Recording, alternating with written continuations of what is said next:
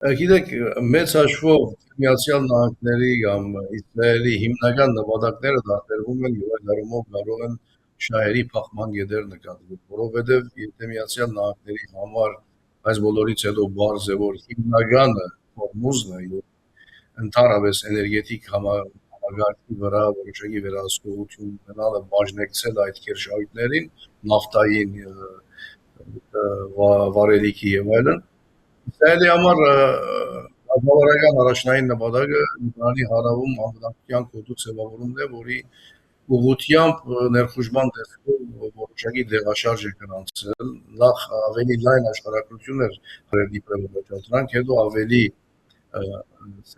սեմ աշխարհագրություն, այնուամենայնիվ այդ առաջադրանքը եւս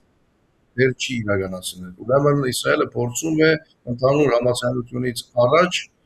իրականացնել իր առաջնային նպատակը առաջադրանքը